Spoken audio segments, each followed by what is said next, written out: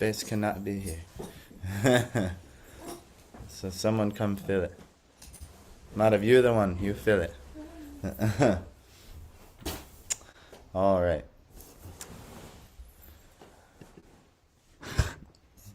So we actually, I'm a little disappointed. Our Airbnb was so enthusiastic to learn about yoga today, but we can't find her today. But I thought maybe she would be here. But we gave her a class on this verse. We're going to do the next verse. You should remember to dedicate to her. Yeah, actually, I should say. We'll have to do that for the arti, but our friend died today, actually. Not today, actually, we found out today, but our friend died a few days back. And she used to join us for kirtans when we first started holding kirtan programs some years ago. My friend. My goodness, this is a somber moment. Anyhow. So she was really sincere. She was at our wedding, and just in life you don't hang out with the same people all throughout. Everyone goes different ways, and we all kind of went in different ways, and we lost a bit of touch with her. But we found out over the social media today that she had passed away, and it's a little shocking for us because she was kind of young, like 46 years old, something like this, and she was young and looked like a normal everyday person in society that you would never think would be their time to pass. She was better. She was 30. Yeah, she looked very good. Like she was, very beautiful lady, and for whatever reason, Krishna had found it's time for her to go to the next phase of her soul's journey. And so, anyway, a little bit of a somber moment for us. So we're going to offer a kirtan and arati for her and chant for her benefit of her soul later. And so her name was Maria. And so she was a very good friend, especially of my wife. And so my wife was actually her Vartma Pradarshika Guru, of the person who shows the path to Krishna consciousness in her life. So that's a very special activity. So anyway, we'll talk about that. But more on the subject matter at hand, what is it that we're trying to do here? What is it that why do you come to a Hare Krishna center? What is it that you're practicing or trying to practice? Yoga? Yeah, like you mentioned what is yoga, so in terms of... Yes, yoga is one of the things. But what type of yoga do we practice here? Bhakti yoga, yes. Krishna consciousness? Yes, so that's Krishna consciousness. Actually, in order to steady one's consciousness on Krishna, you have to practice Bhakti yoga. So this is what Krishna is teaching in Bhagavad Gita to Arjuna. This is Arjun, by the way, so he's perfect for studying Bhagavad Gita with us. The perfect name for studying a Bhagavad Gita. So Bhakti Yoga is our process here. But in order to do Bhakti Yoga, we might have to figure out, what's yoga? So someone tell me, what's yoga? Madhav, you sat through a class in which we went through what yoga is yesterday, so you're excluded from answering. What's yoga? Someone tell me. Take the answer away from the screen. No one knows what yoga is? Practicing what?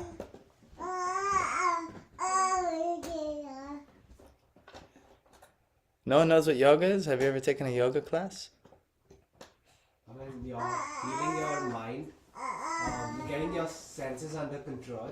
Controlling your senses, controlling your mind. These are good things, all aspects of yoga. It's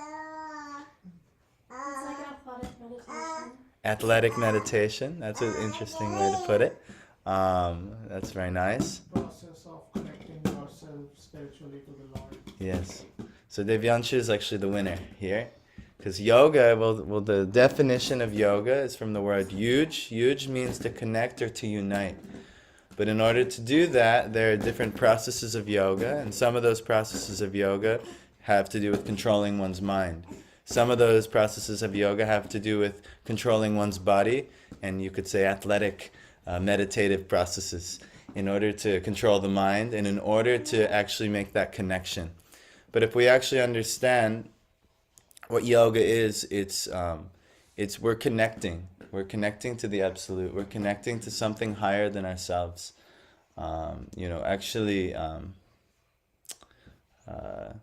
Even you could say,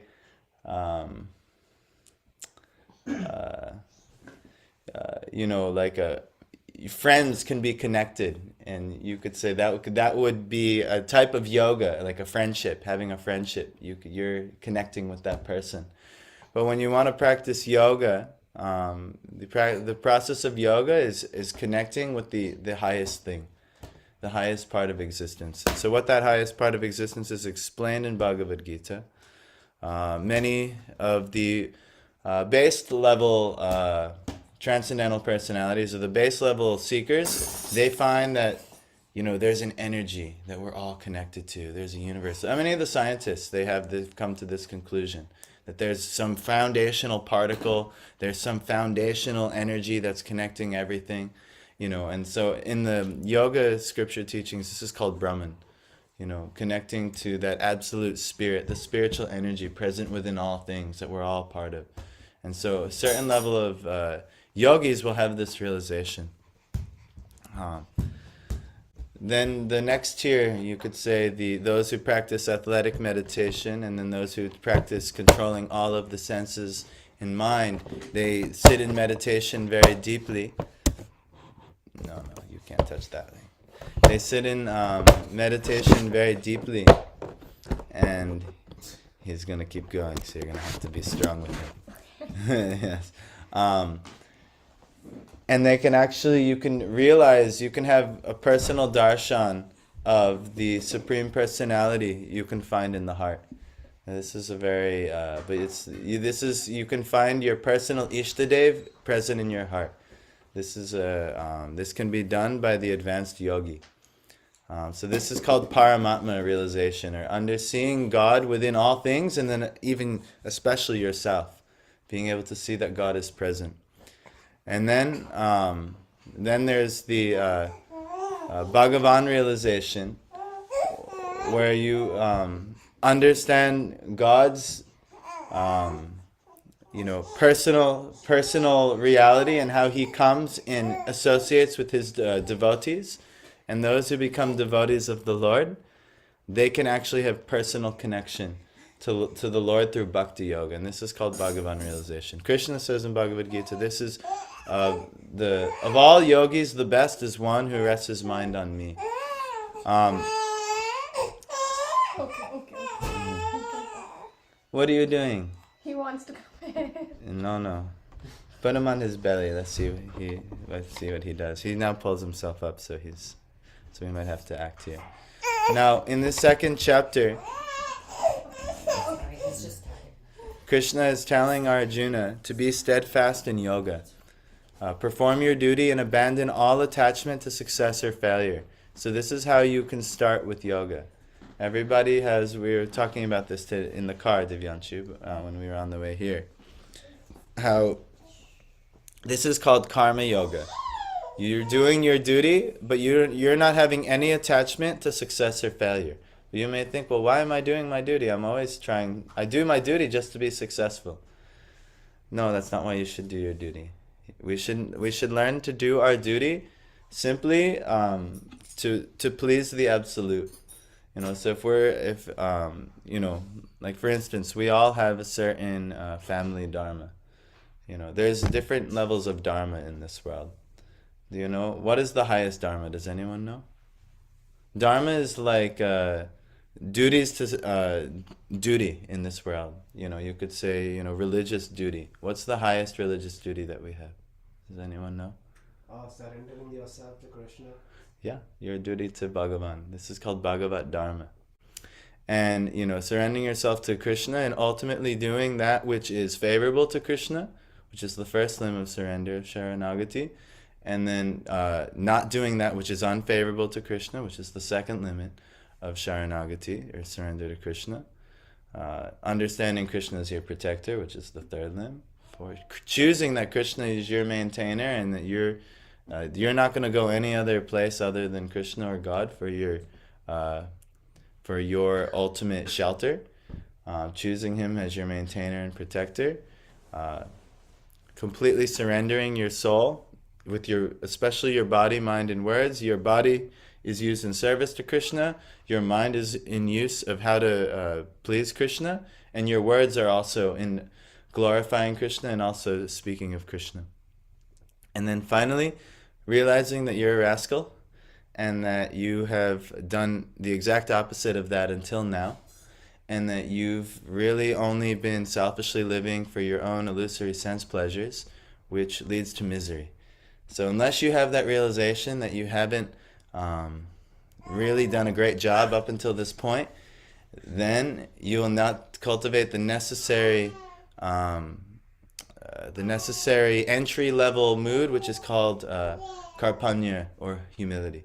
So unless you have humility, then Krishna's not answering you.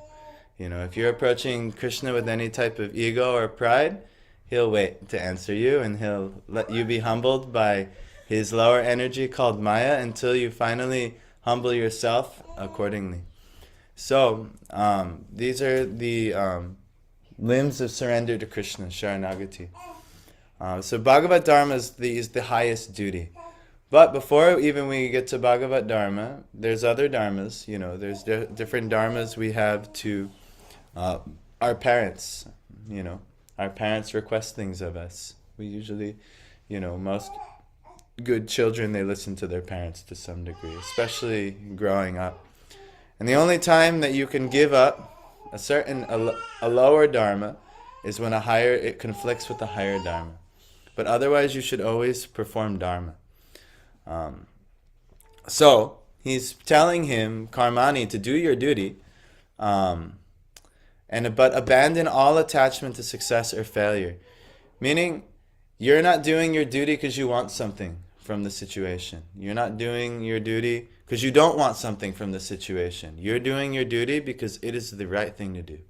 You're doing your duty because this is ultimately pleasing. Really, if the highest level it's pleasing to God. That's why you would do your duty. You're not doing your duty like, oh, I'm going to do this, but at the end of the day, I need a paycheck, which is when a lot of people do their duties in this world for. I need a paycheck, or I need some credential, or I need something from you. I need to squeeze something out of you to get, and that's the only way I'll do my duty. If not, I'm going to go protest or go on strike and not do my duty. But in dealings with the Lord, this is not how we should do duty. We should do our duty only for the sake of... there's another verse earlier, maybe a few back. Let me see. Let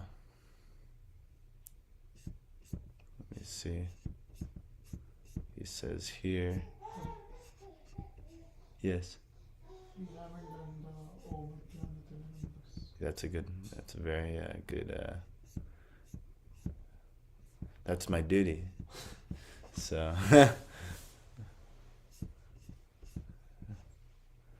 oh, I missed it.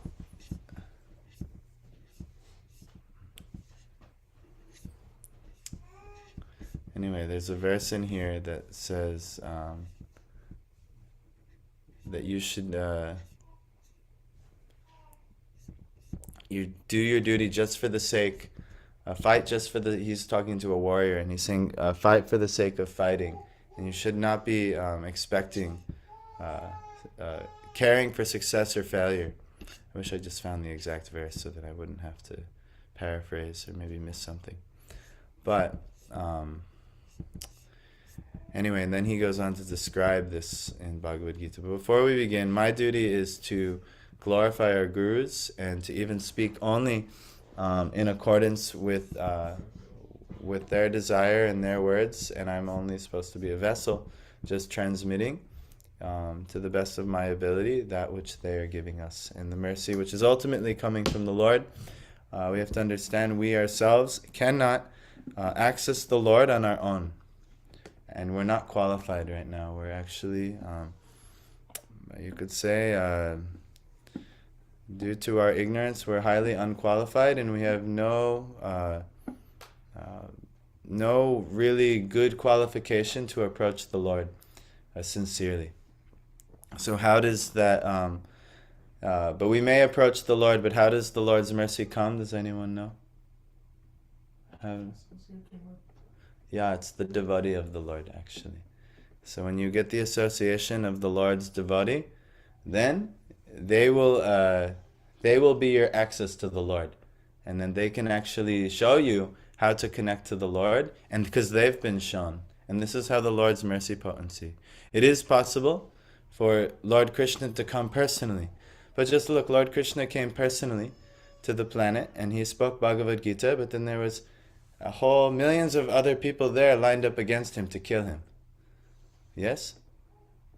Or no? Yes.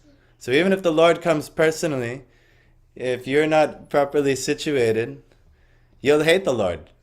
And actually, this is most of the living entities' problem, is that we don't really like God very much. We like what we want. We like doing that which we want. We don't really care so much for what God wants. This is our big issue. So anyhow, my duty is to glorify our gurus, and so we can all chant these mantras together. Thank you for reminding me of my duty.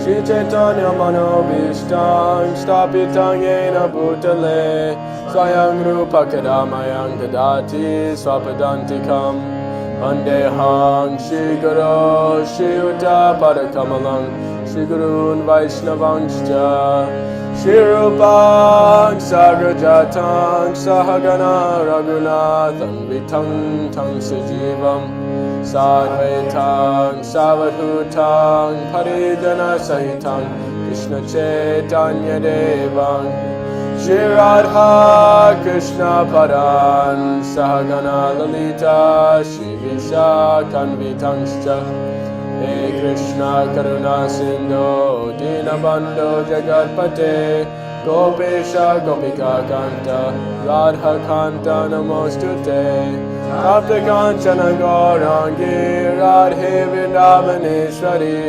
Vrishabhanusute Devi Pranamami Hari Priye Panchakalpatubhyascha Kripa Sindhu Bevacha Patitanam Pavanebhyo Vaishnavebhyo Namo Namaha Jai Shri Krishna Chaitanya Prabhu Nityananda Shri Advaita Gadadhara Srivasadi Gaura Bhakta-vrinda Hare Krishna,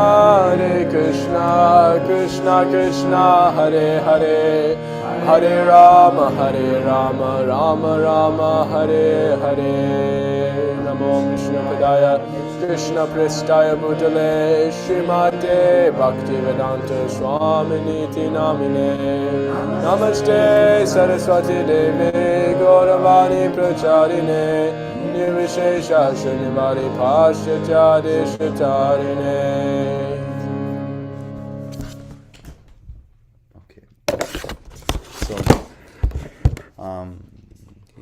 Thank you, Divyanshu.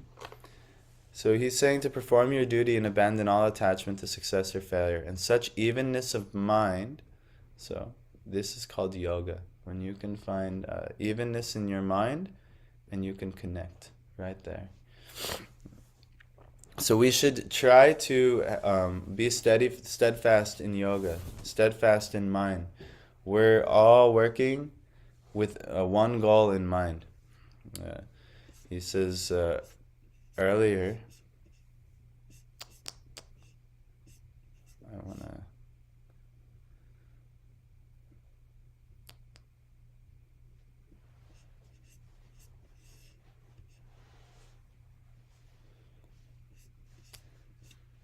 Rats. Oh yes. Those who are on this path are resolute in purpose, and their aim is one. O beloved child of the Kurus, the intelligence of those who are irresolute is many-branched. So to be situated in yoga, you have one goal and you're fixed on your one goal. But if you're irresolute. Your intelligence is many-branched, and you'll be a jack of many trades and a master of none, and then you will definitely not achieve the highest goal of life. So we can't be like, all right, well, I have my one goal is to do a little bit of God. My other goal is to do a little bit of career building. My other goal is to do a little bit of relationship building, and so on, and scatter our excuse me, scatter our intelligence and our our duties across the way. Manav, do you think you can just knock on my door and ask my wife if she can give me my water bottle? So, we have to be resolute in purpose, and we have to follow our highest dharma. Now, some of you, your highest dharma might be to serve your parents. Some of you, your dharma might be to serve society. You want to get a nice career that helps people, serves people. Some of you might even have certain cultural, worship of the demigods, observing different festivals for Ganesh and Lakshmi and this one, that one, the other, cultural traditional things. And then even serving sages or even like a local guru, or your teachers in life. These are all fine. These are all dharmas. But our highest dharma, and then what Krishna is going to get into in Bhagavad Gita, is that ultimately we have to serve God. And there's nothing else really more important in life. And if we don't do that with our life, then ultimately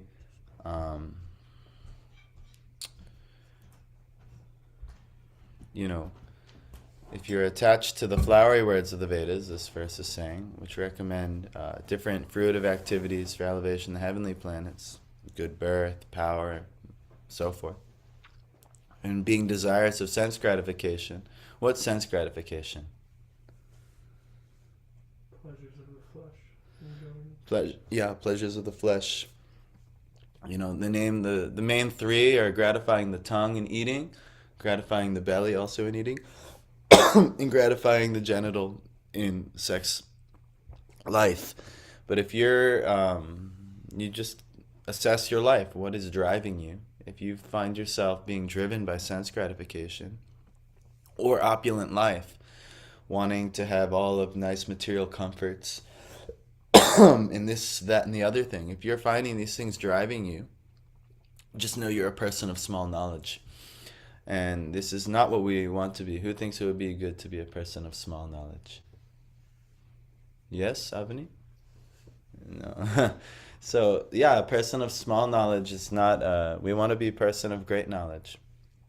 So, but in order to give up a lower thing, you have to have a higher thing. So, anybody who's reads the knowledge given in Bhagavad Gita, you're going to get a higher thing, actually. But some level of faith has to be there. Some level of faith that, maybe Bhagavad Gita will give me a higher thing. Let me check it out. Also, you have to, this is very important, to surrender to Krishna, you have to come to a point of humility. Humility means, actually that's how the Bhagavad Gita started. Arjuna, he says, Karpanya, Adosho, Pahata, Swabhava, Prichchami Tvam Dharma Samudha Chetaha, Yachtraya Shanishtitam Bruhitan Me. Oh, don't tell me. Bruhitan Me. Oh, Shishyashteham Shadhimam Tvam Prapanam. But he says, Karpanya, this weakness, or miserable weakness, dosho upahata. I've been overcome by this fault of weakness. My whole nature, swabhav, has been overcome. So I'm asking you what my dharma is. Dharma samudha cheta. I'm bewildered about my dharma. I have no idea what to do. My mind, my cheta, is bewildered in samudha. And then he says, I just chanted it, didn't I not? What was the next word? Chetaha. Yachtrayas. So that which is auspicious Nishchitam. How can I fix that which is auspicious? Please tell me. And I'm a disciple. I'm your disciple, and a soul surrendered unto you. This is what he's saying in this verse. So unless we actually do that to Krishna, like Arjuna did, but we don't have Krishna. We don't have Krishna. Arjuna had Krishna right there. He can ask him, Krishna will tell him. You ask Krishna something, what will you get? Maybe some I think I heard this in my heart, but it'll probably be muddled with what your mind wants to hear. Like you pray to Krishna and then, oh yes, Krishna has revealed to me that I should eat ice cream. And then, yes, this is definitely the conclusion. Yeah, because we're not, we can't really access Krishna too much. So what do we need? Who and what can we access? How can we access Krishna? Yeah, Guru. This is how Krishna shows up in this world. If you really want to access Krishna, you have to find Krishna's representative. So Krishna tells in Bhagavad Gita in 434, what is the process of approaching that representative of Krishna? He says, Tadvidi pranipatena, pariprashnena sevaya, upadekshanti te jnana, jnaninas tattvadarshana. So if you want tadvidi, that understanding, the understanding of true knowledge, pranipatena, you must approach someone with that knowledge humbly. Pranipatena, with respect. Pariprashnena sevaya. Pariprashnena means you have to ask questions. If you don't ask questions, if you're just being respectful, that's nice. But you're not going to really be able to get that knowledge unless you ask questions. And your own questions will be very personal to what's going on in your life. In your own life should arise some questions. If you don't have questions about what's going on in your life, you're not paying attention. Because if you haven't noticed, nothing has worked yet. We haven't found happiness yet. We're trying, and guess what? You're never going to find it continuing as you are. That's just the truth. If we continue as is, guaranteed no happiness for us. Because we're still in this material world, which Krishna says in Bhagavad Gita is Dukkalaya, a place of misery, and at every step in the material world, you're just going to find misery hiding there. Every attachment you form with something in this world is something that's temporary and will be lost and will only cause you misery. So, what to do? We have to, ultimately though, Krishna is giving the path of transcendental. He's actually just about to give it from here on. Maybe we can read a little bit what that transcendental personality looks like. But unless you approach such a personality in pranipatena with respect, pariprashnena, asking questions, and sevaya, and then rendering them service, unless you do these three things, then upadekshanti te jnanam, they will reveal that knowledge to you. Jnaninas tattvadarshana, because they own that knowledge, for they see the truth. They've been revealed the truth by their guru. They've done that process in the past before, and now they have that. It's been secured, and now they can share that with others. So you have to do this. There's different levels of gurus. The Vartma Pradarshika guru we talked about. Like Stella and Madhav are a nice couple here, engaged to be married. Madhav is Stella's Vartma Pradarshika guru, where he showed her about Krishna consciousness. So, and I'm also with my wife, her Vartma Pradarshika guru. My wife also, she's very learned, and she's now able to see where I'm missing the mark, and she reminds me. But still, the proper mood is that you should, in some level, someone who has helped you advance in Krishna consciousness, you should be very respectful of that person. That person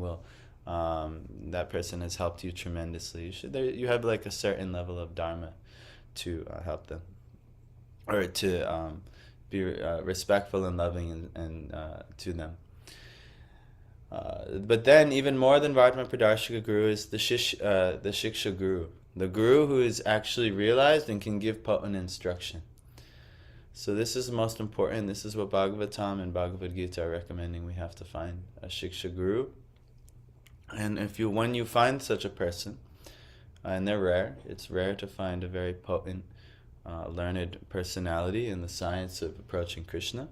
But if you do find, and if you pray hard enough, Krishna will reveal that type of person to you, and you're sincere enough and surrendered enough. That's the gift Krishna gives you. He'll give you a guru, and that guru will lead you how to very intimately approach Krishna and what that process is. And it's not easy at all. But with the guru, it's very possible, and it can be made easy. But that's the only way. It's like anyone, a tradesman here? Anyone practice some trade? What's your education for? Computer what? Yeah, software development. Software development, that's fine, okay. So for whatever reason, someone put a gun to my head and said, I want you to develop this software right now. I'm in trouble, I'm not gonna be able to satisfy this person. But you, who has gone through training and learned from teachers and all of these things, yeah, you can develop software. It's not so difficult for you. Maybe it's still you have to learn more, but you've learned this. Or even if I just needed, I don't know what you even use software development for. But someone had to develop some software for my laptop to work properly. I'm imagining, right? Yes. So, but say I'm having an issue with my laptop. I could sit here for hours upon hours upon hours trying to learn how to develop this software. I don't know how or why I'd ever need to do that, but just for the sake of the example. But you actually, because you've been trained, you can very easily and come in probably only a few minutes do what would take me hours upon hours to do. So similarly, you can try to approach God in whatever little understanding that you've been given. But what would take you years, and not really years, lifetimes and lifetimes and lifetimes in doing to approach God, by having a guru, you can do it very quickly, because they'll show you, no, do this certain bhajan that you need to do. These are the corrections in mind. Oh my gosh, this attachment, and they can help you, and they can chastise you and help you move forward. So this is actually, this is necessary. Anyone here, I know Madhav, you have a Diksha Guru, and also some Shiksha Guru is in your life. But otherwise, if you don't have Guru in your life, this is a huge block. You'll have to find Guru in your life. If you don't find Guru in your life, the danger is that you will continue being Dharma Samudha Chetaha, like Arjuna, and bewildered about your duty and not knowing quite what your duty is. And you can try it, well, Krishna's my guru, I'll just study Bhagavad Gita. That's a great idea. But there's 4 defects of the human being. This is all mentioned in teachings in Bhagavad Gita in the greater Vedas. Is that like icicles falling off the roof? Wow. So there's 4 defects of the human being. The first one is Brahm. Brahm is that, what would be, you've heard of Maya? Yes. Illusion. That you're, but even before illusion, the first one is you make a deep mistake. And the first mistake that we're all making is that we think we're this body, and we think the things of this material world are mine, I and mine, and we have a false sense of ego. This is the first mistake we're all making in this world. We think this is me. My body is me. Arjun, where are you from in India? Bangalore. Bangalore? Yeah. Okay, who's your parents? The one. Yeah, what are their names? It is. My dad's name is Sridhar and my mother's name is Nagu. Sridhar and Narakul? Yes. Very nice. So you're from Bangalore. Yes. So Bangalore is your land. Yeah. I'm just teasing you, but no, none of that's true actually. That's only a temporary arrangement here in this material world. But eternal arrangement, you've had millions upon millions of parents, and you have millions upon millions of lands of birth. But we put so much emphasis on these things. Our land of birth, our parents, our roles in society, our roles in relationships, our roles with our kids, our roles with our significant others. These are all temporary things and they will all be lost. Everything. But if you understand all of these things, you can connect them in yoga to Bhagavan, then all of these things can be used in perfection. And they can actually be eternal. So that which, anything, like for instance, technology, it has so many bad health effects. There's so many things that are happening that technology is ruining society. But actually, if you use technology how we're using it right now to project Krishna conscious teachings or that higher knowledge, technology is being used in perfection right now in yoga. We're linking technology with service to God, and that's an eternal function. Lifetime after lifetime, you have a relationship with God, and lifetime after lifetime, the highest duty of any soul is to serve God, and anyone who's doing it, and if you find it in this lifetime when you're from Bangalore, or if you find it in this lifetime when you're from Newburgh or Manlius, doesn't matter. Your duty is to serve God. Your parents will change, your relationships will change, even your sex and body will change. Maybe even your species of life will change. If you don't, it says in Bhagavad Gita, the greatest fear, if you don't do any type of dharma in this world, then your punishment is you get animal life. If you neglect dharma altogether, your punishment is animal life. You'll go and do lower species of animals. And then you'll get stuck like that for many millions upon millions of lifetimes. And that's a long, painful process until you get the opportunity to be a human. But you all have the human opportunity. So the role of a human is to practice dharma. And to take that dharma and to abandon all attachment to success or failure, this is yoga. If you can do that and be even in mind, and you're doing your dharma because it's the right thing to do, then you could be situated in yoga. At some point, you will hopefully understand that the highest yoga is bhakti yoga. That is that which is in devotion. It'll take by doing karma yoga first though, by doing your duty, abandoning all attachment, and just doing that which is what you're supposed to do in this material world, under guidance of guru, under guidance even, serving properly in society, your parents and so on. That's all fine. But really the highest thing is to serve Bhagavan or serve God. We should do that which is in, if you want to know, what should I do? Well, it says, Krishna tells you in 16th chapter, Tasmat Chastram Pramanam Te, Karya Vyavastito, Gyatva Shastra Vidanoktam, Karma Kartumi Harhasi. So if you want evidence on what that in determining that which is duty and that which is forbidden duty, you should know Shastra, and if you know all the injunctions of Shastra, that you'll know exactly what you should do in this world. So you should learn from the scriptures.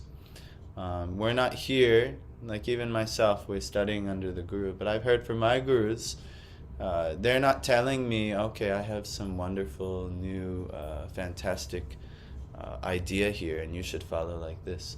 No, the role of a Guru is, they've also been taught this, but they're taking the teachings of the Lord in Shastra and they're sharing that which is already given.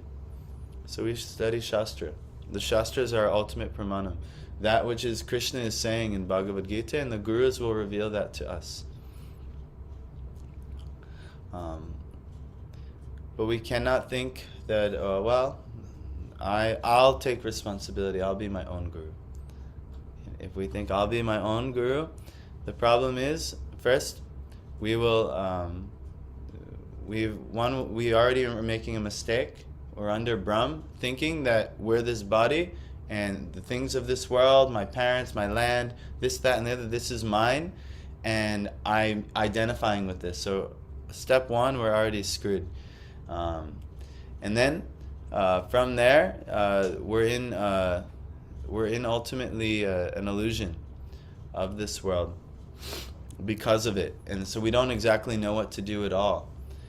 And so then we get these ideas in our mind, and this is called vipralipsa, and where we start to bias everything towards what we want.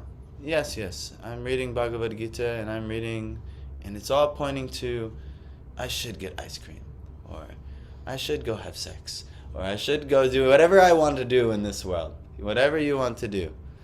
But this is all due to the misunderstanding of who you really are. And guess what? You're not going to get out of this cycles of illusion on your own. How can a drowning man save himself? How does a drowning man get saved? Someone who's not drowning has to save him. So if you don't know that you're drowning, you're going to keep drowning. But if you know you're drowning and that you're looking for a way out, you have to find somebody who can help you out. And somebody who's not drowning, they can help you. So these are ultimately Bhagavan's devotees. And the more advanced devotee we find, we have a duty actually to serve them. What is the main services that we should do? Yes. Navada Bhakti. Yes. Shuddha Bhakti is the process to approach Krishna. Pure Bhakti means without any, it means anyabhilashita shunyam, free of all type of material desires. Not like, alright, I want this and so I'll serve Krishna because I want this. Jnana karma dhyanavritam. It's free even from wanting knowledge or even some type of mystic achievement. Or I'm a great yogi. I could see Krishna. Things like this. Or I'm so renounced. Now look at, I'm a great devotee. I know how to do this puja and I know how to do all these things. If you want any of that, that's not attractive to Krishna at all. It's anukulyena Krishna nushilanam. This is Rupa Goswami's Bhakti Rasamrita Sindhu. And this is coming ultimately from a verse in the Narada Pancharatra on what pure bhakti is. In pure bhakti we should know this is what conquers Krishna. In Satyavrata Muni he says, Tadiyeshita gyeshu bhakterji tatvam. Krishna is conquered, and he informs all of the people who know of his opulence that he is conquered by bhakti. So, alright, I want to practice bhakti, but it's not so easy. You can't actually get bhakti on your own. You can only get bhakti through grace. Like Tulsi Devi gives bhakti, but it's not just running through the motions. If you actually worship her with love and with humility, then she'll give you bhakti. So that's why we do. But ultimately the bhakti will be given through Guru as well. And if you worship Tulsi Devi enough, she will lead you to somewhere, some circumstance in life, you'll get Guru. So anyhow, we should read a verse. I'm just explaining something here that you guys will need. But first you'll need to come to a level like Arjuna of humility and realize you don't have it figured out and that you don't know what to do. And instead, and being vulnerable and being, humble and honest, that'll be good for you. But if you're, do you see me? I'm here. I'm from this great land, or I'm from this, that, and the other. I have this situation. All right, keep trying. Go for it. But at the end of the day, you're going to find yourself Arjuna. Arjuna is an associate of the Lord, and he came under illusion simply for the sake of the Lord's Leela. Arjuna, on his own, he was doing everything so far superior to us that Krishna literally was his family member and dear friend. So he's on a different level with us. But even Arjuna can find himself in illusion if the Lord so desires. But if we, unless we find greater personalities than us, or at least one greater personality than us, and serve them and learn from them, we will be lost, and we'll keep finding ourselves in different miserable situations in life. And then really, there's no way out of it unless you finally become humble and just admit, no, maybe I don't have all the answers. Because that's why it's all coming. That's why the misery is coming in life. It's meant to humble you. That's why God gives suffering, to give you humility. Because humility in the long term for your soul's journey is way better it'll be way better for you than having any sense of ahankar or false ego. No, I'm so great. Look at me. Like even a homeless man on the streets, a drug addict on the streets, there'll be something to be very proud of. But the devotee has no pride. The true devotee, he's amanina, he's prideless. So this is ultimately first step. You have to be humbled. But naturally, though, if you just go and do your duty, and your main duty is, it's mentioned in the Upadeshamrita, Shushrusha bhajana vigyam ananyamanya, nindati shunyam, hridam ipsita sangaladya. So, you have to hear from someone who is advanced in bhajan or advanced in worship, and who is in purely practicing devotion, and they don't have any tendency to criticize others. So that in their heart they have no tendency towards criticism of others. Now, you like Jesus says in Bible, you can hate the sin but not the sinner. So we can say, listen, we are condemning certain activities, eating of meat, illicit sex life, intoxication. All these things are going to block you from having any type of spiritual advancement. And we can condemn it. But those engaging in these things, we don't hate them. We cannot hate them. We should actually have the opposite. We should be compassionate on them. How can we help them get past this? They don't even see it's hurting them. They have no idea. Because a person who's enjoying lower pleasures, I remember one time we had a kirtan night, and that friend who just passed recently, she must have been there that night. And we were in our old town where my wife is from. And we left the restaurant late, and it's not the restaurant where we were having the kirtans. It's not in a great area, so sometimes there's questionable characters wandering around. But one time we saw like a homeless man literally sleeping on the sidewalk, and it was cold. It was like a cold time, and I was, oh my gosh, I can't believe he's sleeping. So he,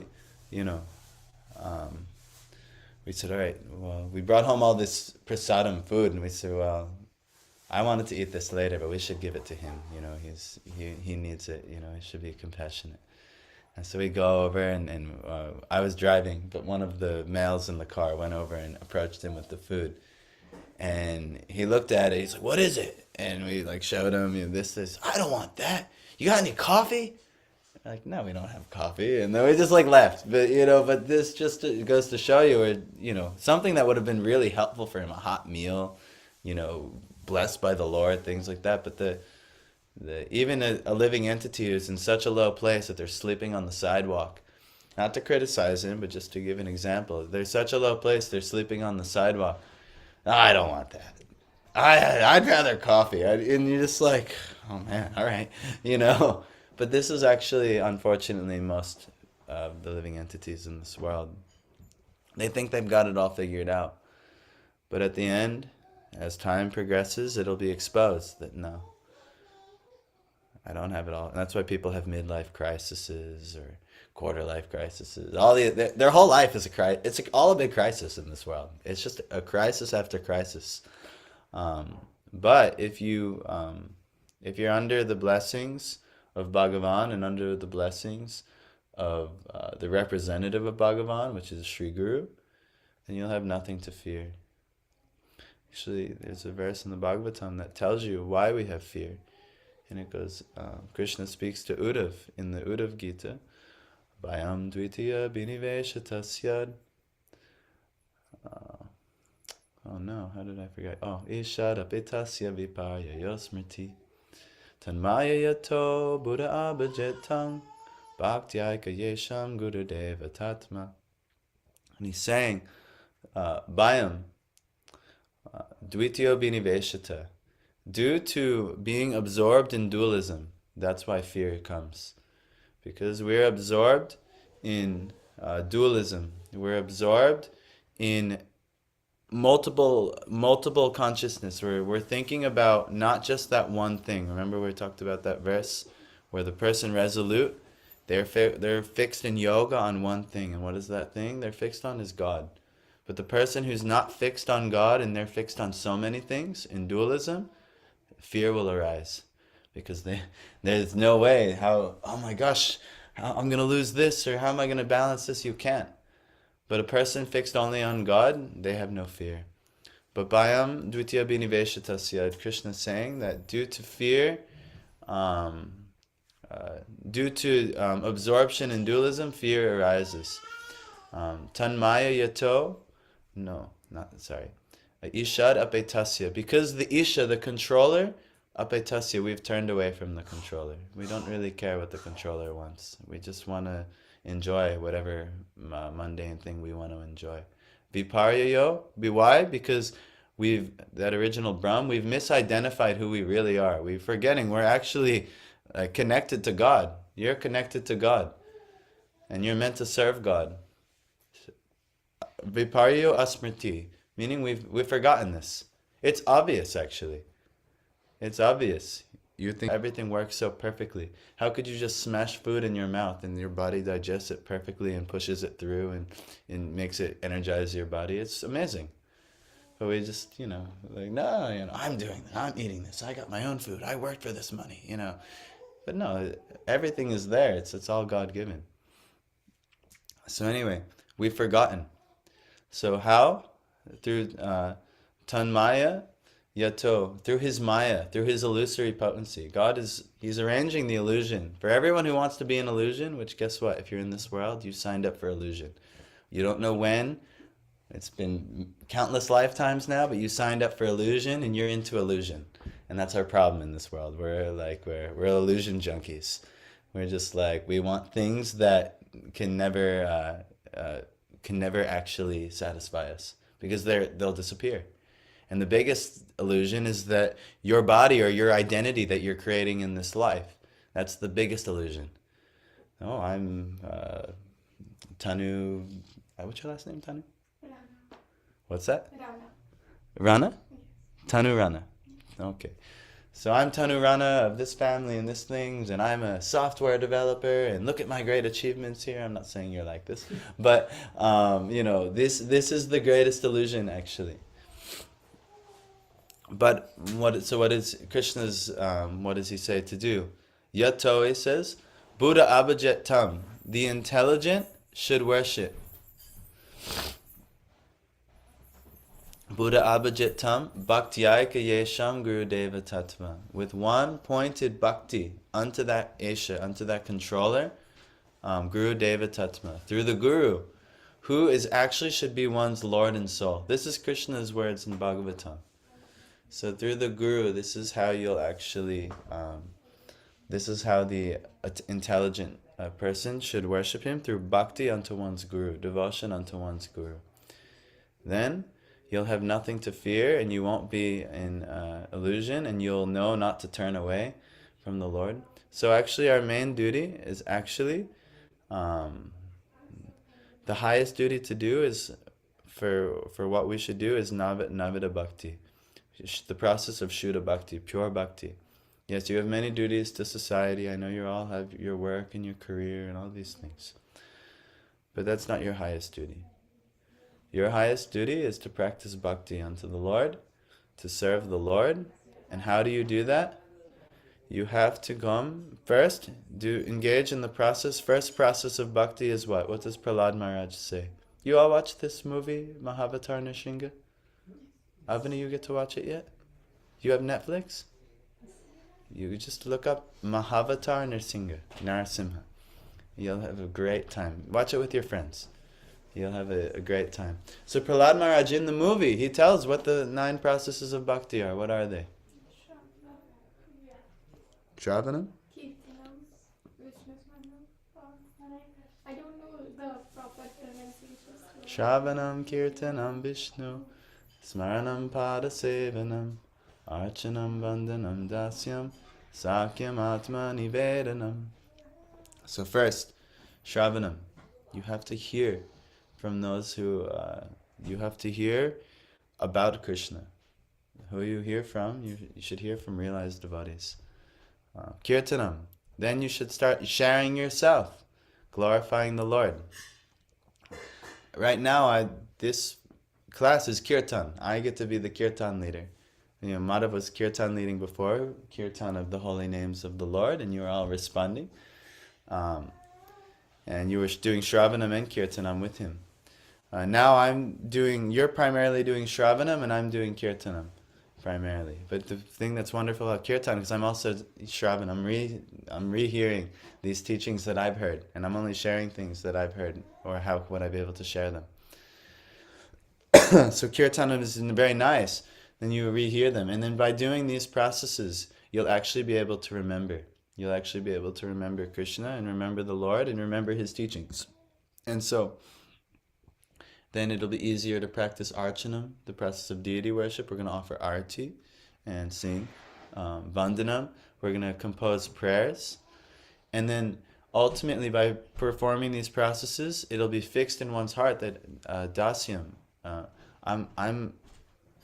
want to serve. I want to serve the Lord. I want to be someone who serves the Lord.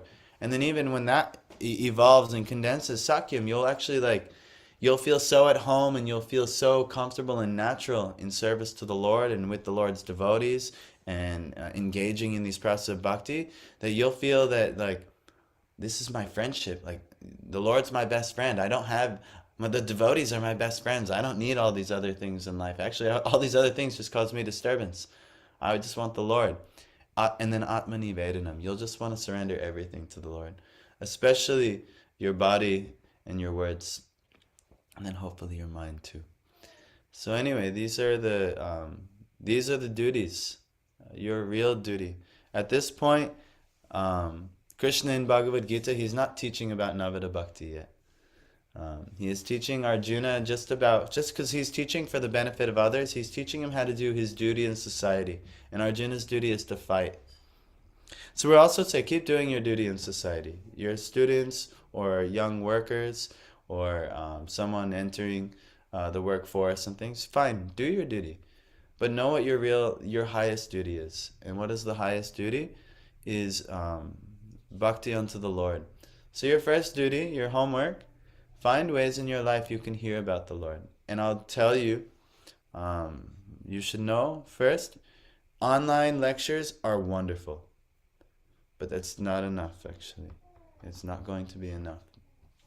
Because the part of the duty of hearing and receiving knowledge is then that next part, what Krishna says in Bhagavad Gita, pariprashnena and sevaya. You won't be able to, unless you listen to someone and you have an interactive, and then you can ask them questions and maybe you can even serve them. So online lectures could be very good too, but you should have a relationship with that person. And in that relationship, you should be able to ask them questions. And then you should also find ways in which you can render them service. So this is your homework to understand, how can I actually do my eternal duty? Just keep doing your duties to maintain your life. That means going to school, going to work. You have to do these things to maintain your life. We do as well, actually. We have to figure out ways to manage finances and, whether we get help from others or we earn the money ourselves. It's whatever Krishna arranges, we'll figure it out. But we have to figure it out to stay alive. Or we have to go somewhere else and can't do this duty. So, but at the same time, we should understand those duties keep us alive so we can do the eternal duty. The eternal duty is Shuddha Bhakti. This is what you should be doing. How can I hear? First is hearing. And then some of you have heard something. Now you figure out, how can I share what I've heard? I'm mostly looking to Madhav, because Madhav is an initiated devotee. He's been practicing. And he's heard many things now, and he actually has a practice of hearing every day, because that's what we do here. We put every day we have opportunities for someone to hear. So now you have to figure out, how can I share? And he's already doing, his fiancée, he's sharing some things with her, and maybe he can do more than that, as well. But then naturally, practicing bhakti. We're doing Archanam here every day. Anyone who comes here. And Vandanam, we have different prayers. If you know the meanings of the prayers, it's very nice. It'll make the Vandanam actually more potent. But all of these things of bhakti will come. But no, this is your real duty.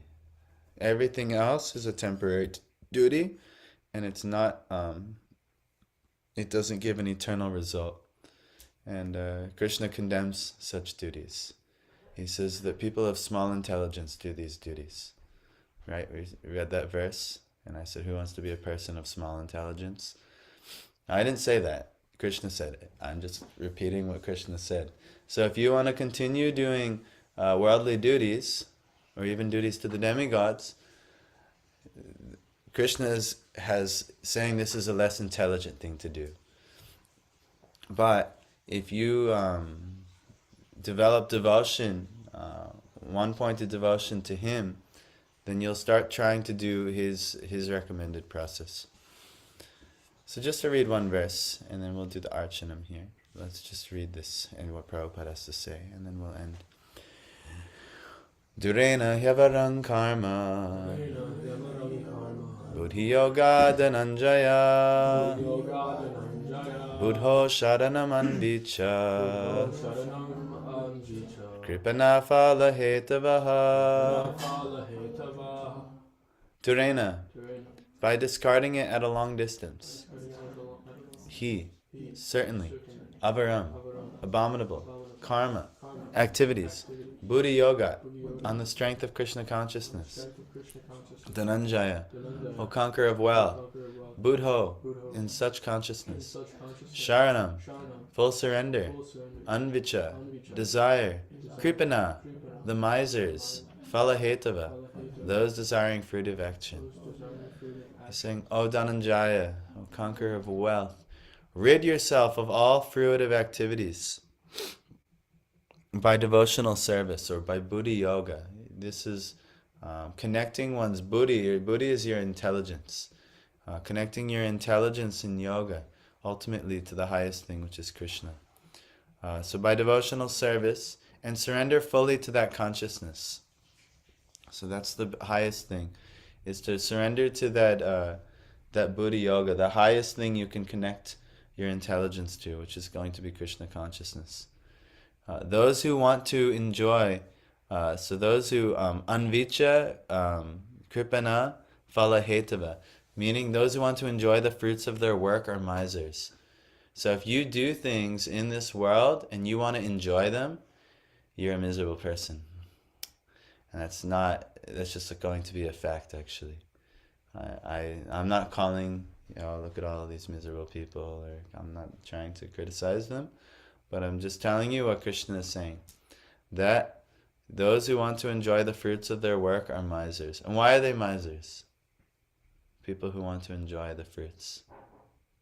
Because the fruits aren't actually for themselves, and ultimately they should be used for the purpose of serving the Lord.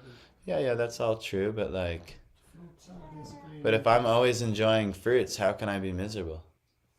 because the fruits are basically illusions. That's his. Because you can't always enjoy the fruits. It's impossible.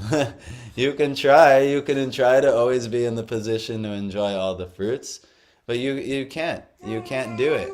You have to do the process of working hard for the fruits, and then eventually maybe the fruits come, but then some other person, like what the President of the United States just ordered, that the President of Venezuela would be captured and taken away and arrested.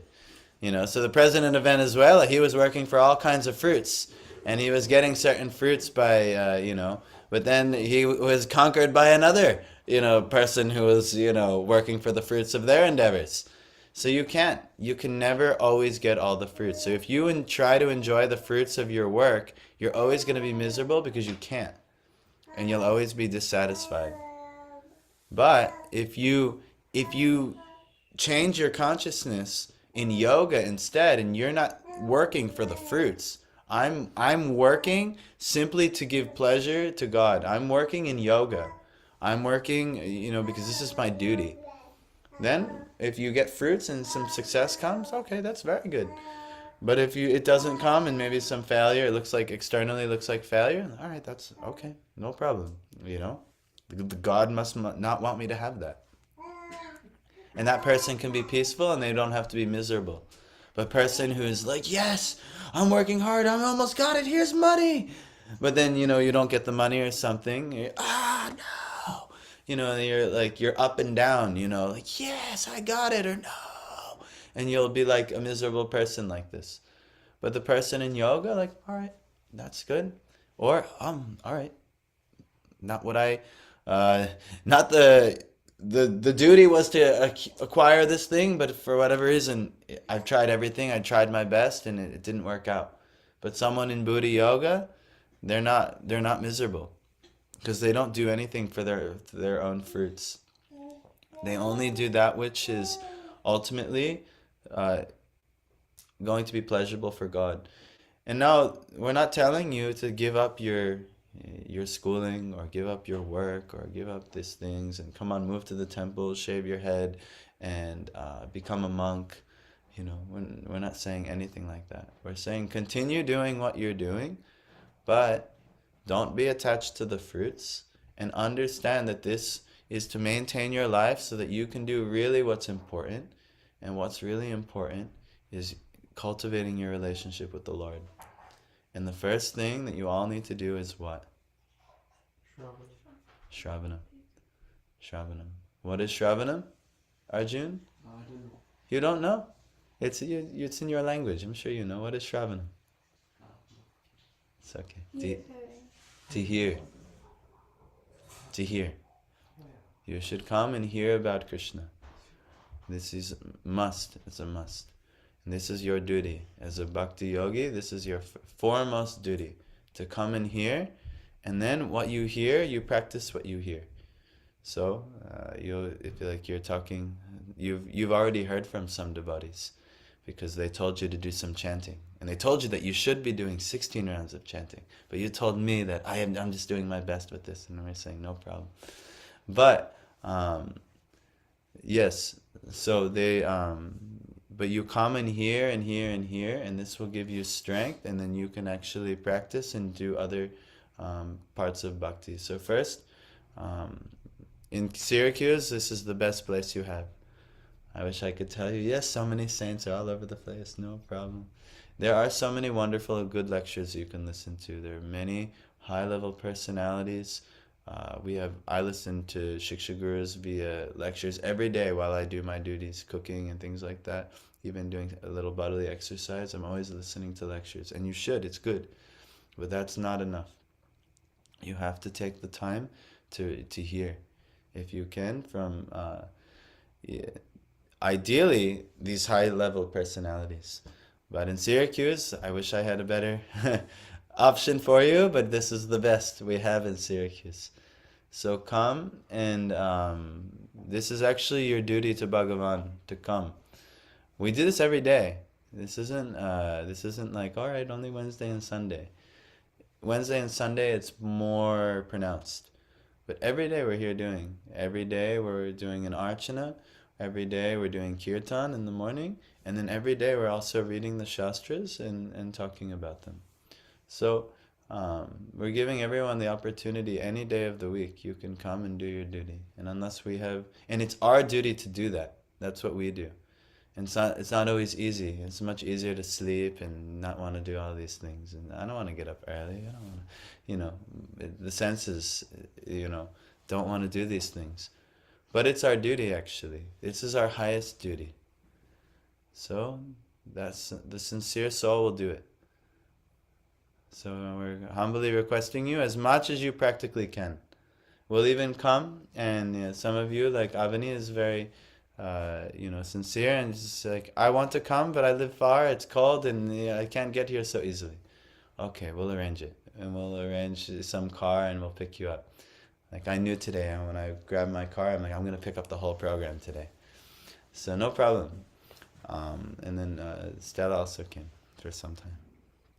So anyhow, that's about it. We'll do some archana, we'll do arti, and then we'll do kirtan. I hope my wife will be here for it, because we want to offer the kirtan for the well-being of our friend, as her soul's journeying, and What's her name? Maria. So, any question? No question. Remember, also, question is very important. But maybe yes. Just one thing. As you said that our body and our relations and basically where we come from, everything is an illusion. Yes. But isn't the world itself is an illusion Yes. created by the Lord? Everything in this world is an illusion, except one thing. Well, that's not true. There's 5 subject matters of Bhagavad Gita. First, you. You are a jiva. You're a spirit soul. This is not an illusion. You being the witness and observer of existence, this is eternal. Even after death, our friend Maria, she has just left her body, but she is still observing existence in some way or some form. We don't know how or what it looks like. We can't see her now, but she's still going on. So this is one thing. This is eternal. So it's not an illusion that there are different souls in this world. The next is Bhagavan. There is a God. And God has a role in all of creation. And there's a relationship between us and God. That's also not an illusion. So if we pursue that, not an illusion. Next, there's, you could say, Prakriti, this material element. And even though everything of Prakriti is illusory, but the actual function of Prakriti, doing its creation, maintenance, and destruction, like the change of the seasons and the change of the bodies and change of everything in this world, all the cycles of everything, that's eternal actually. That's always going to happen here in this material world. So anything regarding knowledge of that is also eternal. So if you study these things, which would be like jnana yoga, that's also good. But if you get attached to anything in Prakriti, all illusion. So like even your relationships and so many things, all illusion. Then there's karma, the different works and the reactions of your work. Even though all of those things are illusory and temporary, the function of karma is eternal. It's always going to happen here in this material world. So if you understand that, also it's good. And then last is kala, time. Everything is destroyed by time, and kala is the disappearing act of the illusion. An illusion brings something out and it makes it there and then it disappears. That's an illusion. Oh, I thought I saw that. So kala is the slowly moving, disappearing act, where it's bringing it out. Look at this body. Look at, and you might, look at me. I'm in this family. I'm in this lineage. I'm in this career. And then with kala, it will all be destroyed. And you're like, oh, where'd it go? What is it? But if you understand all these things in their proper place, this is not illusion. So you have to understand, though, what is these 5 subject matters, and these are the subject matters of Bhagavad Gita. This is not illusion. So this is why it's your duty to hear about them and to recite them and share them and to engage in the practices recommended therein. And then you're not an illusion. But we're not saying you just give up your family. You're not saying just give up your relationships. But you have to understand what they actually are. And if you think that they are the topmost thing, and then, and you put your duties to the Lord on the bottom of the priority list, then you're an illusion. But if you understand what's actually happening in reality and what's the real subject matter of Bhagavad Gita, you understand the Lord and His service is topmost. And all these other things have to fit under that blanket. In order to not make them illusory, I have to connect all these other souls I have some connection with, my relatives and friends and family, also in that. And if I can't do it, then, I'll pray for them. That's all you can really do. That's all. But it's not that they are all of illusory connection, but if you understand how they fit into the eternal reality, then you'll know how to navigate in these realms. Is that okay? Yeah. Follow up? No, This is Tanu. I have just one point on not on that exact thing when you were talking about the relatives and who are not actually that much into Krishna consciousness Sure. or towards God.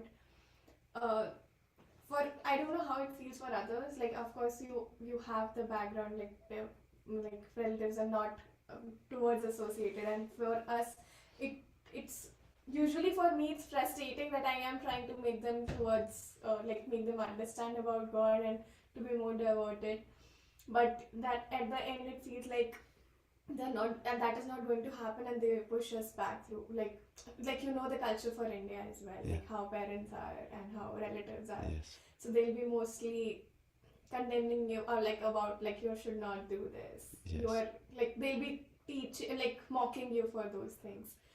The only solution for that is just praying or anything else. Well, yes, there's more. So,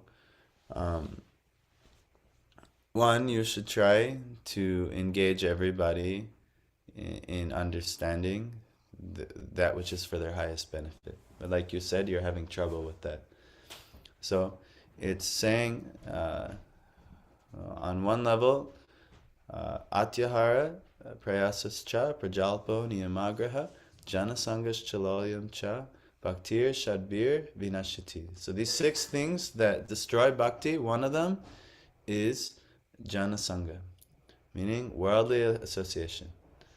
So all you can really do once you try your best and they mock you and they, scoff, is just take some distance from them. You respect them, you love them, you serve them to whatever capacity you are, and you always try and help them spiritually in whatever way you can, even if it's just giving them some prasadam, offering some food to the Lord and praying, and if they take that prasadam, that will help, remedy the problem.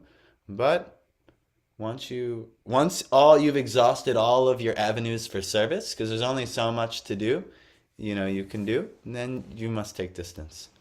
And so you have to figure out how to do that. Or your bhakti will be destroyed, and your bhakti is your greatest wealth. And you don't want your greatest wealth to be destroyed.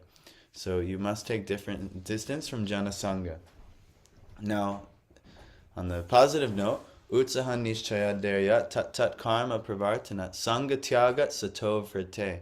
So what's important here is Sangha Tyagat. Sangha Tyagat is naturally, in order to improve bhakti, you have to renounce Sangha Tyagat, unfavorable association. Unfavorable, and actually the general mass of people, of Sangha, you have to renounce most people, because if 99.9999999% of people are in illusion, and they're very happily in illusion and wanting to engage everyone else in illusion, and you are the 0.0000001% who wants to be removed from illusion, how is going and being in association of those in illusion going to help you get out of illusion? It won't. It'll just perpetuate your own tendency to engage in illusory activity. So,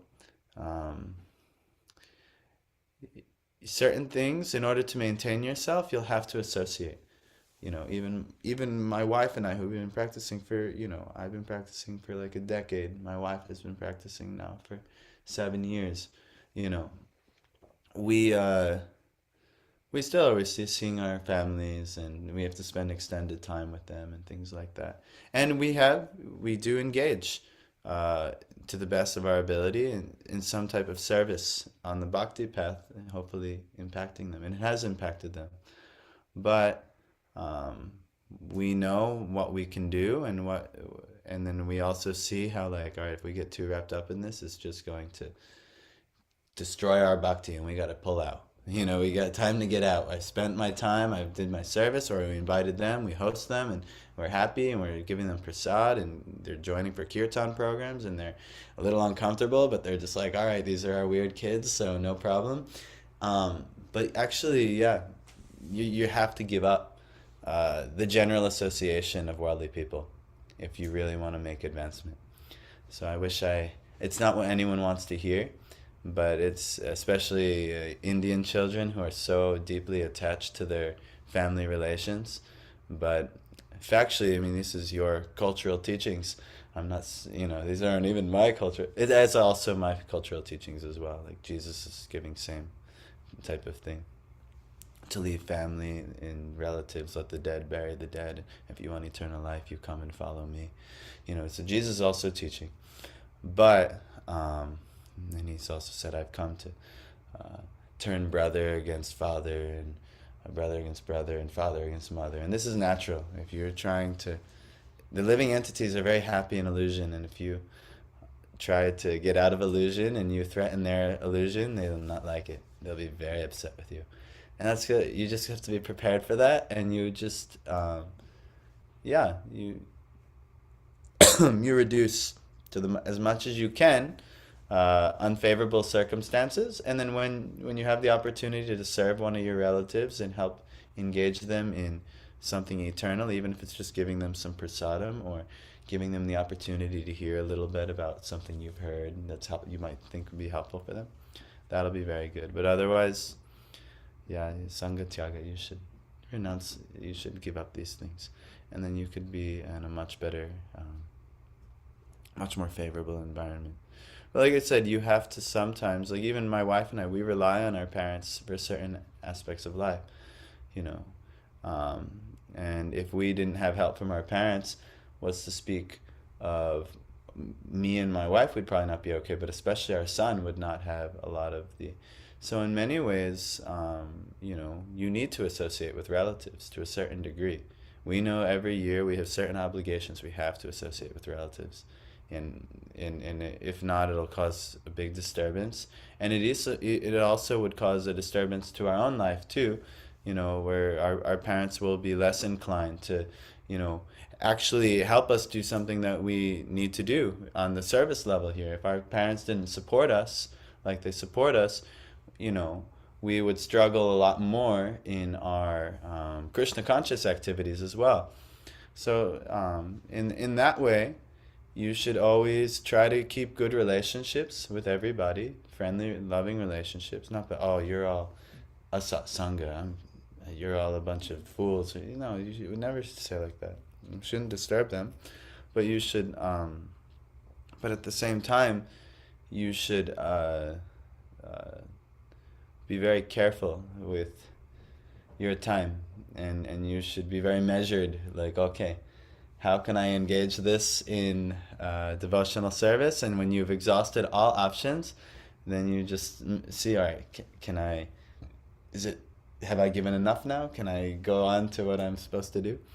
So you have to kind of see what is, it's a very tricky balance. But the general rule is you should give up worldly association as much as possible, and gather devotional association as much as possible, and then you'll be successful in your increase in bhakti. Yes? Okay. Madhav was telling me, and I agree with him, that we should end on time, but of course I didn't again. We have to still do the arati. I have a question, but I'll ask you in the kitchen. No, you just ask it. You were talking about, or Krishna was saying that, yoga is evenness of mind. Yes. So when we're trying to practice bhakti yoga, and say we're chanting, but our mind's definitely not, my mind anyways, is not, it's even. It's everywhere. So, what are some just simple steps I can take to gradually decrease the anxiety while chanting, or the desire to not chant? How can I focus and keep evenness of mind while trying to perform bhakti yoga? So you should learn Raghunath Das Goswami's Mana Shiksha, because he gives instructions to the mind on how to do that. But one thing I can tell you, that if the mind is focusing on many worldly things, which often happens in our beginning stage, because all we've ever known for lifetime after lifetime is temporary illusory things, and we've sought out and we've squeezed out little bits of pleasure throughout the world in these things, and so that's what we've been trained to seek pleasure in. So when we are given this process, it might taste bitter at first, and it might not feel so natural, and we might not even get that much pleasure in the very beginning from all these things. So it's helpful that you you remember transcendental things. So in the first verse of Manashiksha is Guru Goshte Goshtala Yishu Sujane Basura Gane Somantre Srinamni Rajanava Yuva Dvanva Sharane. So meaning you should remember your guru. And if you if you really do have a deep connection to your guru, then when you're engaged in nonsense in the mind, you can think of him and be like, oh my God. Yeah, what would he think, what would he think of me being engaged? What would he say to do in these things? You can think of also you haven't yet been to a dham, but you've been to many temples and things like that. So you could think of the best understanding of the dham, the goshta. You can think of how would the people there, how are they acting? What are they focused on? Goshtalisha, the residents of the dham, the residents of the holy places. What do they do? What activities do they recommend? You could start thinking about them. And then Sujane, the auspicious association. What do the Vaishnavas think about, And you can think about even in history. You've heard of different Vaishnavas throughout history. What is it they get pleasure in? And so, it can, you can't give up a lower thing unless you have some higher thing. So, Swamantre or Basura Ganer, also the Brahmins in such holy places and temples and things. But also your mantras, you're not Diksha initiation, so it's not going to be as easy to do this. But you're getting qualified to get Diksha initiation. But you'll be given mantras, and your mantras are in specific, are teaching you how to focus on Guru, how to focus on the merciful incarnation of Lord Chaitanya, and how to focus on Krishna more explicitly and directly. And then that will help train your mind as well. And then the easiest thing is Namni, the holy name. If you can actually remember the meaning of the holy name, even though you're going through the process of chanting the holy name, but your mind is doing something else, if just remembering what's the meaning of the holy name, what am I actually doing here? It can change the experience, and you have some knowledge of that. Yeah, maybe it's not complete realized knowledge. You're actually experiencing Krishna through the holy name, which is totally possible for the advanced devotee. But you can at least try to remember the meaning of the holy name. What am I actually doing here? Who am I calling out to? And if you know that, you'll know Rajanava Yuva Dvanva Sharane, that ultimately Shri Radha and Krishna, this is about approaching them. And anytime you get a chance to try and remember that, you can, but you can use this.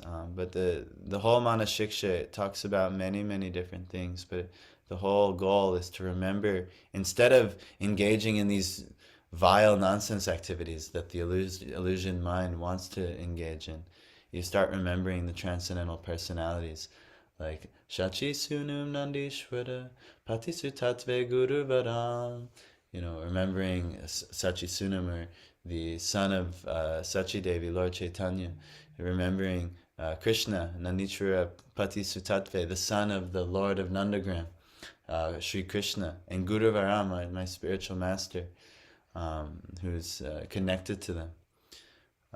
And then, there's also a different way you sing Swarupam Shri Rupam Saganam Tasya Grajam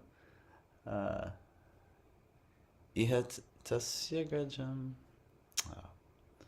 Swarupam Shri Rupam Saganam Ihat Tasya Grajam Api. Remembering, you haven't fully read yet, but if you read about Chaitanya Mahaprabhu's associates and things, you can remember personalities like Swarup Damodar Goswami, Rupa Goswami, their associates, and even Sanatan Goswami. So you could start developing a connection with all these advanced Vaishnavas, and it becomes easier to conquer the mind. And much of the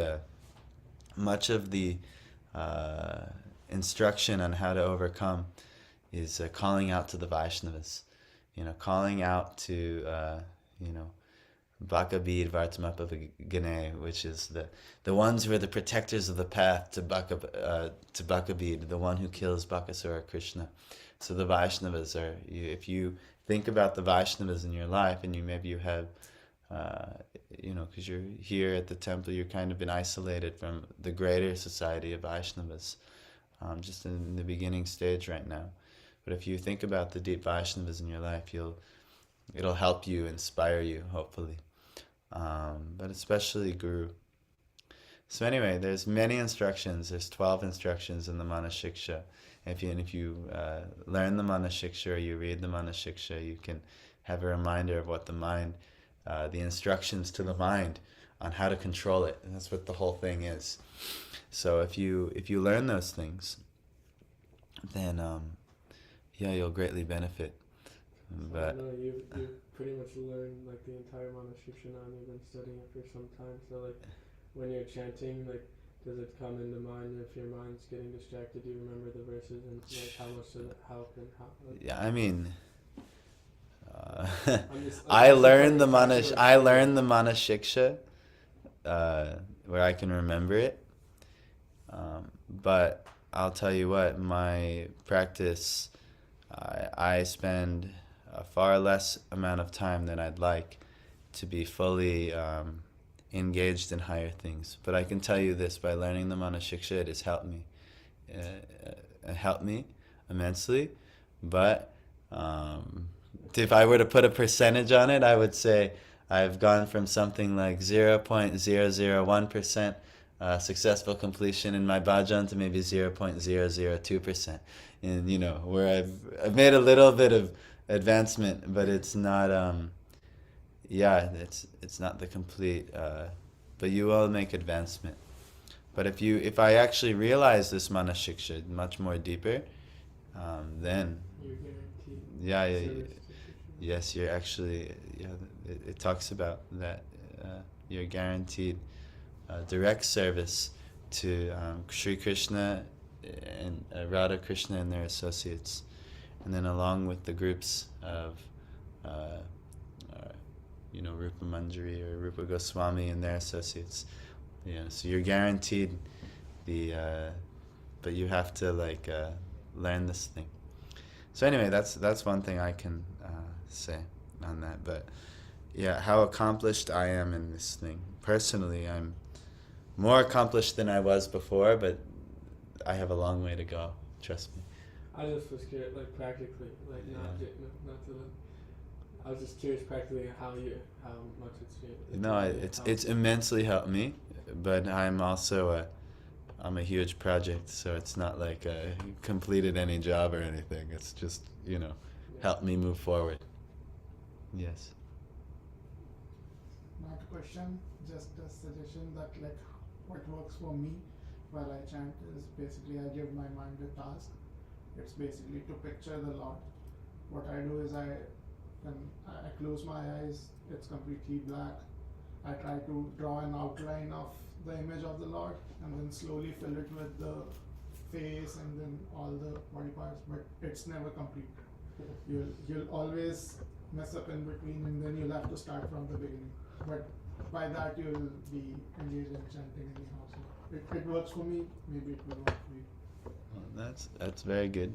You should know at some point though that the Lord Himself, if we in the beginning our chanting is so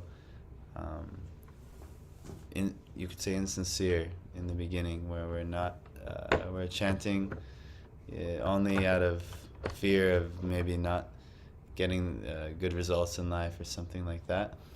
So in the beginning, anything that can try to help us steady the mind is good.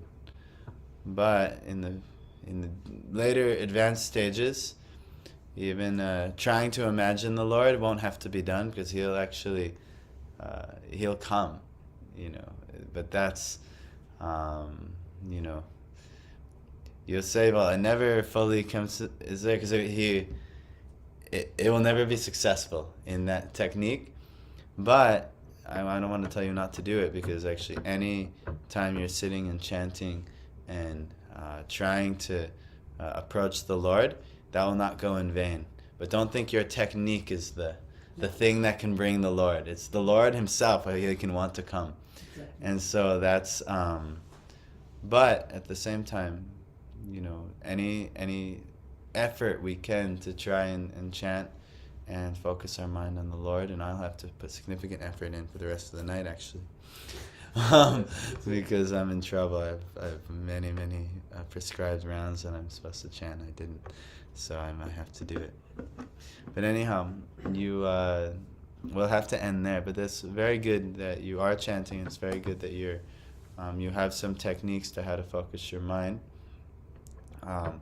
But you should try to learn more techniques from your gurus, and they'll give you sufficient help. But you can also, if you also learn mana shiksha, this teaching, and maybe we'll do a class on it at some time, or probably need multiple classes. That you can also you can hear how our acharyas, how they have focused their mind away from the illusory bad ideas and bad habits of the illusory world, and into the places of salvation and ultimate spiritual joy. So, but that'll come in time. But you have to, if you have the desire, it'll come very quickly, because you'll just put yourself in a position to learn these things, and you'll give it some time. Okay. Thank you. Sorry we went so long. Arjun, I hope you liked your first your first immersion in ISKCON of Syracuse. Oh, yes.